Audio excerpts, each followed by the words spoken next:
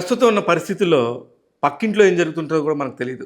అలాంటి సిట్యుయేషన్‌లో రోజు మనం న్యూస్ పేపర్‌లో అనేక న్యూస్‌లు చూస్తున్నాం. ముఖ్యంగా నరబలులు గాని, ఇట్లాంటి టాపిక్స్ అన్నీ వచ్చినప్పుడు చాలా బాధేస్తుంటాయి. అరే! ఇదేంటి ఇప్పుడు గూడా ఈ 2026 సంవత్సరంలో గూడా ఇలాంటివి జరుగుతున్నాయా అనిపిస్తది గానీ, ఇంకా చాలా చాలా విలేజెస్‌లో మూఢనమ్మకాలు, మూఢ విశ్వాసాల పేరుతో నరబలులు గానీ, జంతు బలులు గానీ అనేకం జరుగుతూ ఉంటాయి. నిత్యం క్షుద్ర పూజలు చేసుకుంటూ జీవనం సాగించే వాళ్ళు ఇంకా చాలామందున్నారు. వీటి మాయలో పడిపోయి, వీళ్ళ తాంత్రికులు ఎవరైతే ఉంటారో, వీళ్ళ మాయల్లో పడిపోయి పలానా పూజ, పలానా దేవత పూజ, పలానా యక్షిని పూజ అని జెప్పేసి చేసుకుంటూ చాలామంది ఇప్పటికీ ఉన్నారు. అప్పుడప్పుడు పోలీసులు వాళ్ళని పట్టుకొని వాళ్ళని దేహశుద్ధి చేస్తారు. కొంతమంది గ్రామస్తులు గూడా వాళ్ళని ఉరికించి, ఉరికించి కొడితే అప్పుడు కొంచెం తగ్గుతున్నట్టుగా అనిపిస్తే కానీ, వీళ్ళ ఒకసారి నమ్మిన వాళ్ళు, వాళ్ళు ఆ పిచ్చిలో ఉన్నోళ్ళు వాళ్ళు ఏం కోట్ల బిజినెస్ చేస్తారని చెప్పి వాళ్ళకి కోట్లొస్తాయి. అసలు ఏం ఆలోచించరు. ఈ పూజలు చేస్తే ధనవంతులైపోతారు, కోటీశ్వరులైపోతారు. అలాంటి ఒక మాయలో ఉంటారు. అలాంటి ఒక మాయని నమ్మి, ఆ మాయలో బతికేవాడి ఒక కథే 'హనీ' అనే ఒక సినిమా. కరుణ్ కుమార్ గారి దర్శకత్వంలో వచ్చిన ఈ సినిమా ఎంత బ్యూటిఫుల్‌గా అంటే, మొదటి 5 నిమిషాల్లోనే కథ మొత్తం చెప్పేస్తారు. చెప్పేసి ఆ తర్వాత ఏం జరగబోతుంది? ఈ కథకు సంబంధించి ఎందుకు ఇలాంటి పరిస్థితి వచ్చిందనేది మిగతా 2 గంటల కథ చెప్తారు. అత్యద్భుతంగా ఉంటది. ముఖ్యంగా అసలు ఈ సినిమాని సౌండ్‌తో అలాగ చూస్తున్నప్పుడు, ఆ సౌండ్ వచ్చిన ప్రతిసారి మనకు గుండెల్లో దడదడ అంటుంటది. అమ్మో! ఇప్పుడేం అవ్వబోతుందనేది. అందుకని ఆ సంగీత దర్శకుడు అజయ్ అర్సాడ గారిని ప్రత్యేకంగా అభినందించాలి. అలాగే కెమెరా వర్క్ చాలా నైట్ ఎఫెక్ట్ షాట్స్ ఉంటాయి. చాలా ఆఫ్ లైట్లు ఉంటాయి. చాలా విండో లైట్స్‌తో ఉంటది. చాలా అవైలబుల్ లైట్స్‌తో ఉంటాయి. చాలా బ్యూటిఫుల్‌గా పిక్చరైజ్ చేసాడు ఆ కెమెరామెన్ కూడా. ఇకపోతే టెక్నీషియన్స్ గురించి, దర్శకుడి యొక్క గొప్పతనం గురించి చెప్పుకున్నాం. నటీనటులు ఎలా చేశారు. ఈ సినిమాలో కేవలం 5గురు మాత్రమే ఉంటారు. మెయిన్ కీలకంగా కనిపించే నటీనటులు. ఆ 5గురు కూడా చాలా కీలకంగా ఉన్నారు. ముఖ్యంగా నవీన్ చంద్ర.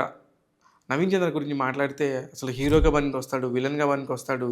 ఒక సైకోగా చేయమన్నా చేయగలడు. ఎటువంటి పాత్రలో అయినా ఒదిగిపోగలడు. అందుకనే ఈ సినిమాలో హీరో, హీరోయిన్‌లు ఎవరుండరు. క్యారెక్టర్స్ మాత్రమే ఉంటాయి. అలాంటి ముఖ్య పాత్రలో నవీన్ చంద్ర ఇరగతీసాడు. ఒక్కొక్క ఏజ్‌కి సంబంధించి ఒక్కొక్క ఏజ్‌లో ఎలా ఉన్నాడు, ఒక గవర్నమెంట్ ఎంప్లాయీ లాగా ఉన్నాడు, ఒక హౌస్ వైఫ్‌తో గొడవలు పడతా ఉండి చిత్రవద పెట్టే భర్త క్యారెక్టర్‌లో ఎలా ఉన్నాడు, తండ్రి అనే ఒక పదాన్ని గూడా కించపరిచే విధంగా తను చేసే పనులు చూస్తుంటే నవీన్ చంద్రని చూస్తే మనకు అసహ్యం వేస్తుంది. అలాంటి ఒక పాత్రని కరెక్ట్‌గా కథ విని ఒప్పుకొని చేయటం అనేది చాలా రేర్. నవీన్ చంద్రకి ఆ విషయంలో మాత్రం 100కి 100 మార్కులు పడతాయి. తెలుగు సినిమా ఇండస్ట్రీలో ప్రస్తుతం ఇలాంటి జాన్రా చేయాలంటే గట్స్ ఉన్న నటుడు నవీన్ చంద్రనే. నిజంగా వేరే నటులు ఆలోచిస్తే కొంచెం ఆలోచిస్తాం. కష్టం, ఇదేదో మలయాళం సినిమాలాగుంది, ఏదో తమిళ్ సినిమాలాగుంది, ఏదో ఒక ఇంగ్లీష్ ఫిల్మ్ హారర్ ఫిల్మ్‌లాగా, థ్రిల్లర్‌లాగా ఉంది. మనకెందుకు వచ్చిన గొడవలే అనుకుంటారు. కానీ ఇట్లాంటివన్నీ చేయటానికి నవీన్ చంద్ర చాలా పర్ఫెక్ట్‌గా వచ్చాడు. భలే కుదిరాడు కూడా. ఇకపోతే ఆయనకి తోడుగా ఈ సినిమాలో రాజా రవీంద్ర పాత్ర కూడా చాలా చాలా బావుంటది. ఆయన కూడా చాలా బాగా చేశారు. చాలా కాలం తర్వాత ఒక లాంగ్ పాత్ర, కంటిన్యూ ఉన్న పాత్రలో నటించారాయన. ఆయనతో పాటు దివ్య పిళ్ళై. దివ్య పిళ్ళై అనే కేరళ హీరోయిన్ ఈ అమ్మాయి. చాలా సినిమాల్లో చాలా చాలా బ్యూటిఫుల్‌గా నటిస్తది. ఈ సినిమాలో పర్టిక్యులర్‌గా కొంచెం ఒక యూఫోరిక్‌గా ఉండే ఒక క్యారెక్టర్ నటించాల్సొచ్చినప్పుడు ఆమె విశ్వరూపం చూపించింది. ఇకపోతే దివి వైద్య 'బిగ్ బాస్'తో మనందరికీ పరిచయం. అమ్మాయి గూడా తన పాత్రకి 'రవణ' అనే ఒక పాత్రకి ఎంతవరకు చేయాలో అంతవరకు చాలా బ్యూటిఫుల్‌గా అనిపించింది. మెయిన్ లెక్కేసుకుంటే ఈ నలుగురితో పాటు ఒకే ఒక పాప ఉంటది. ఆ పాప బేబీ జైనీ ఏదో ఉంది. నేను కూడా సరిగ్గా గమనించలేదు. ఆ అమ్మాయి మాత్రం షీ ఈజ్ ఎక్స్‌ట్రీమ్‌లీ గుడ్. ఆ సినిమా మొత్తం కూడా ఆ అమ్మాయి మీదే ఉంటది. ఆ అమ్మాయి దగ్గరికొచ్చినప్పుడల్లా కొంచెం భయమేస్తది. ఇక కాకుండా ఒక పిల్లి క్యారెక్టర్ ఉంటది.